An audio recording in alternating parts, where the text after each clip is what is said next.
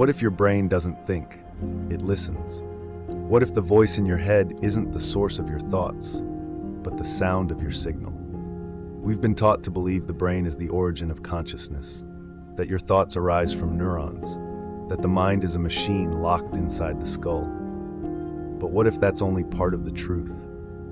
What if the brain is not the creator of thought, but the receiver? A finely tuned instrument responding to frequencies beyond your senses, a translator of vibrations that originate from something far deeper than flesh and bone. Because not all knowing comes from logic. Not all thinking begins in the mind. And not every idea is born inside of you. Sometimes you are remembering, sometimes you are receiving. The brain is not an isolated control center. It is a bridge, a tuning fork, a living antenna immersed in a sea of energy where thoughts, emotions, and insights are waves waiting to be felt. And just like a radio can only play the station it's tuned to, your reality will reflect the frequency you carry. So the real question is not what do you think?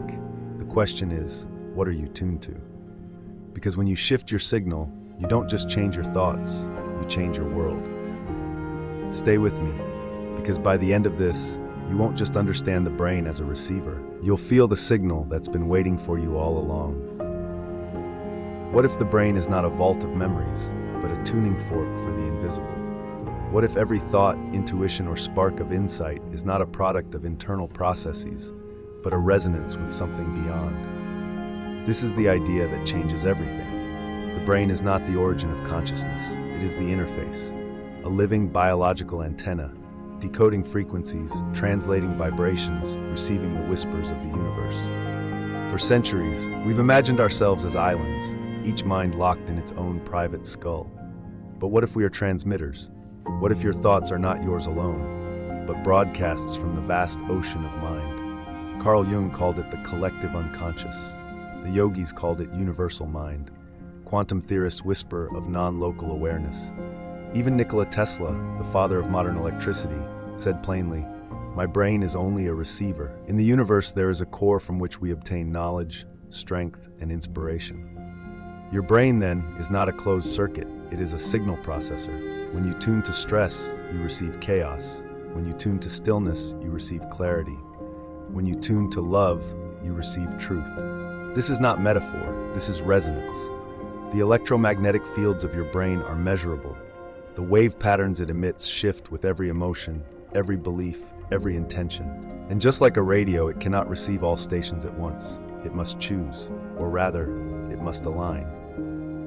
So when inspiration seems to arrive out of nowhere, when you feel a knowing that logic cannot explain, when a dream brings an answer you never studied, it may not be random, it may be reception.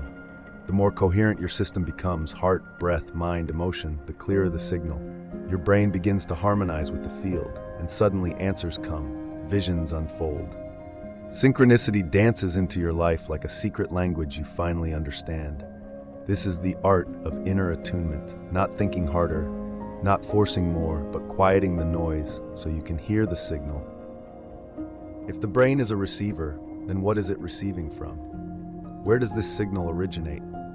To understand this, we must step beyond the boundaries of the skull and into the realm the ancients knew well, a field that modern physics now begins to glimpse, a sea of energy, vibration, and information that permeates all things.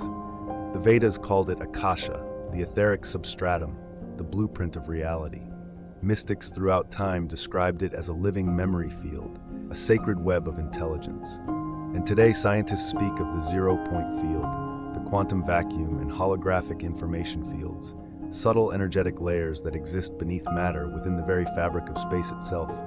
What if this is the source of your thoughts, not your biography, not just your brain, but the cosmic mind, the mind behind matter? Physicist Ervin Laszlo suggests that this Akashic field stores and transmits information much like a quantum internet. Rupert Sheldrake calls it morphic resonance, a field through which memory and habit are passed through time. What one mind tunes into, another can access, like ripples across a still pond. This means that your greatest ideas may not come from you, but through you. They belong to no one and everyone. They are vibrations waiting to be received. Every genius knows this. Every mystic feels it. Every artist touches it in the space between silence and creation. When your brain is aligned, calm, open, coherent, it becomes receptive to this deeper field. You begin to download from a source that defies logic, an intelligence not bound by time, not filtered by conditioning. You don't invent wisdom, you receive it. You don't imagine beauty, you remember it. You don't force the answer, you hear it like a chord already playing in the distance. This is not magic, this is memory of the infinite.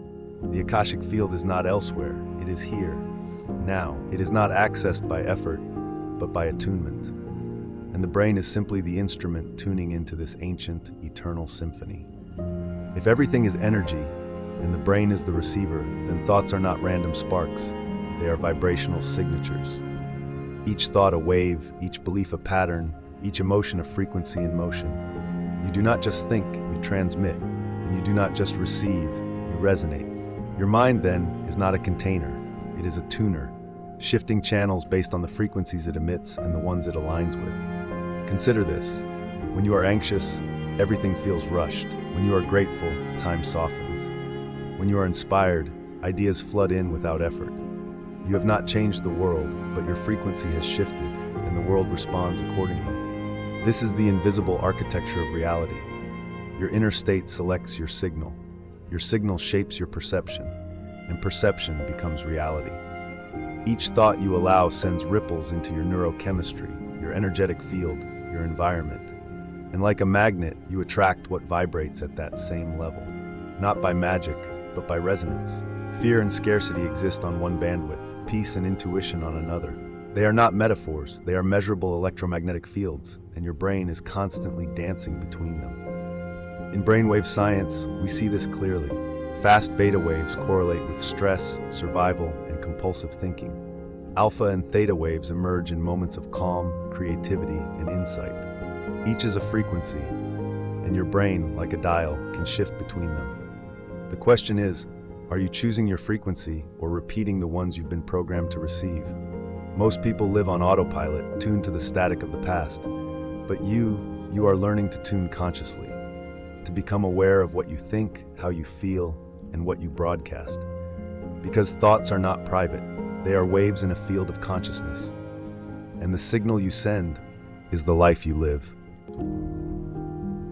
Tucked deep within your brain lies a mysterious organ, small, conical, crystalline. The ancients knew it well. They called it the seat of the soul, the inner eye, the gateway to the divine. Science calls it the pineal gland. It is no ordinary gland. Encased in fluid, sensitive to light, and made of piezoelectric crystals, the pineal holds a sacred position, bridging biology and mysticism. It produces melatonin, regulating your circadian rhythm, but some suggest it may also produce dimethyltryptamine, DMT, a molecule associated with dreams, near-death experiences, and altered states of perception. In spiritual traditions from Egypt to Tibet, this gland was revered as the third eye, the organ not of sight, but of vision. The portal through which inner realms become visible. Why would such reverence be placed on something so small? Perhaps because the pineal gland, like the brain itself, is a receiver, an antenna tuned not to thought, but to awareness beyond thought. When activated, it may allow you to access other layers of reality, to see beyond space and time, to hear the language of intuition, to perceive the unity behind all things. It is sensitive to vibration, especially to light, breath, stillness, and sound. It responds to silence. It opens in presence. It awakens when the inner noise quiets and the heart becomes coherent. And when it activates, you don't just see, you know, not through logic, but through direct perception. In modern times, the pineal is calcified, dormant, distracted, but within you it still waits, like a closed lotus, ready to bloom when the frequencies are right. You don't need to force it open. You need only to align, to clear the static, to tune into the current already moving through you. Because the third eye doesn't show you new realities. It reveals the deeper truth. You've always been receiving them. You just forgot how to see. Your brain is not static. It is symphonic, a living orchestra of electrical patterns, each wave a rhythm of consciousness, each state a doorway into a different version of reality. These are your brain waves, the subtle, invisible signals that shape how you feel, think, and perceive. And like keys on a piano, each wave unlocks a different level of awareness. In beta, you are alert, thinking, analyzing. It is the wave of doing, fast, sharp, often laced with survival and stress.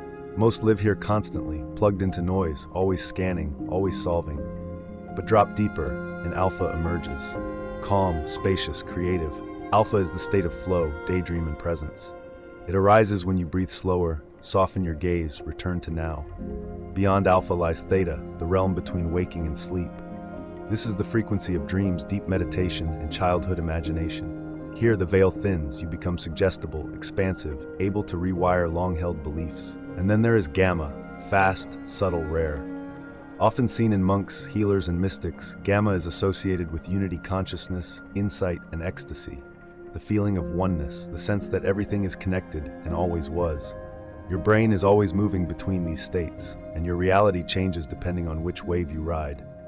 The alchemy lies in this. You can shift your brain waves intentionally, with breath, with silence, with music, movement, meditation. With intention, focus, surrender. You are not trapped in one frequency. You are the conductor of your inner symphony. So ask yourself, are you living in beta, reactive, anxious, fragmented?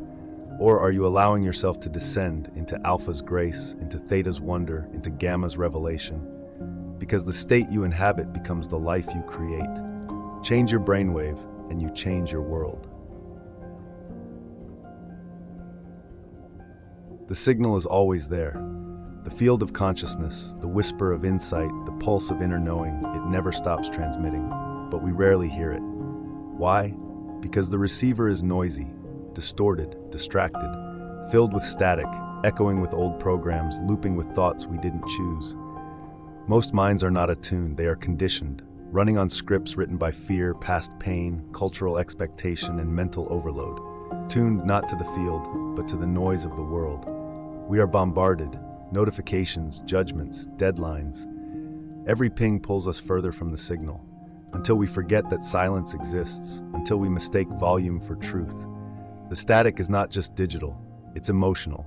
Unprocessed grief, suppressed anger, unforgiven moments, all of it creates distortion in the field of the self, like trying to tune into a symphony while standing in a storm. This is why the signal doesn't come through, not because it's absent, but because we are cluttered. And so the path is not to do more, not to force awakening, not to hunt for some grand technique.